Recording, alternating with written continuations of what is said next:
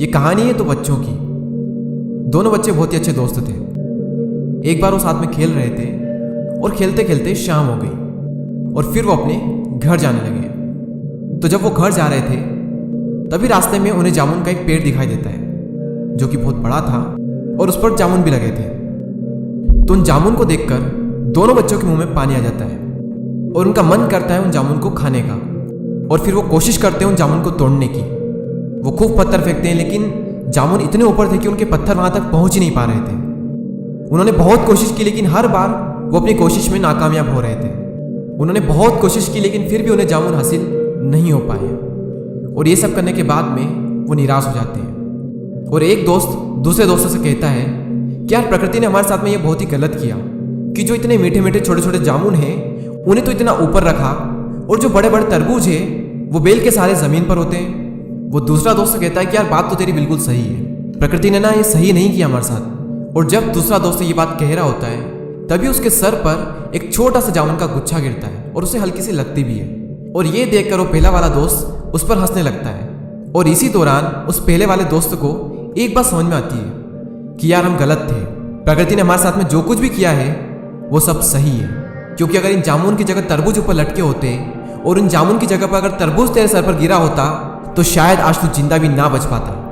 यानी प्रकृति ने जो भी हमारे साथ में किया है वो बिल्कुल सही किया है और जो भी हमारे साथ में हो रहा है वो सब हमारे भले के लिए हो रहा है। हाँ, वो अलग बात है कि हमें भला दिख नहीं रहा है लेकिन जो भी हो रहा है उसमें कहीं ना कहीं कुछ ना कुछ तो भला हमारे लिए छिपा हुआ है, बस हमें दिखाई नहीं दे रहा है। हम सबकी लाइफ में मुश्किलें हैं और हम सब कभी कभी ये सोचते हैं कि यार जिंदगी मेरे साथ ऐसा क्यों कर रही है। जब भी जिंदगी आपको नीचे की ओर धकेलती है तो क्या आपने कभी सोचा है कि क्यों धकेलती है? मैं आपको एक एग्जांपल देना चाहूँगा।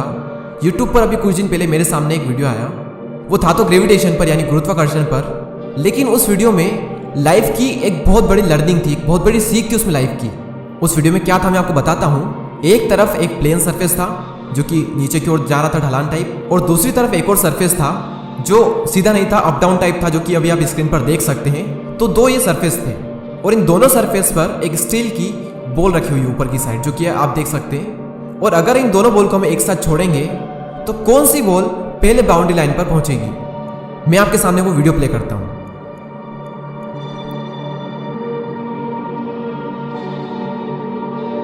तो जैसा कि आपने देखा कि सेकंड वाली जो बॉल है वो पहले वाली बॉल के मुकाबले जल्दी बाउंड्री लाइन पर पहुंच गई। अब इससे लर्निंग क्या है कि जिंदगी आपको जितनी तेजी से नीचे धकेलती है उतनी ही तेजी से आपको ऊपर भी पहुंचाती है। या फिर ये कहें कि जिंदगी आपको नीचे धकेलती है ताकि आप ऊपर जा सको और बाकियों के मुकाबले जल्दी जा सको, उन लोगों के मुकाबले जिन्हें मुश्किलें नहीं मिलती। या फिर ये कहें कि जो अभी प्लेन सरफेस पर है। शेर अगर 2 कदम पीछे हटाता है तो इसका मतलब ये नहीं है कि वो डर गया है, बल्कि इसका मतलब ये है कि अब वो एक लंबी छलांग मारने वाला है। तो अगर जिंदगी तुम्हारे साथ कुछ गलत कर रही है तो डटकर चलते रहो। चलते रहोगे तो सेकंड बॉल की तरह एक न एक दिन बहुत तेजी से ऊंचाइयों पर जाओगे। लेकिन अगर हार कर रुक गए तो फिर तो तुम और ज्यादा नीचे चले जाओगे। तो अगर जिंदगी तुम्हारे साथ कुछ खेल खेल रही है तो ठीक है, लेकिन अगर सब कुछ ठीक है यानी कि सब कुछ प्लेन है तो फिर तुम खुद कुछ चैलेंज लो, क्योंकि जितना बड़ा चैलेंज होगा सक्सेस भी उतनी ही बड़ी होगी।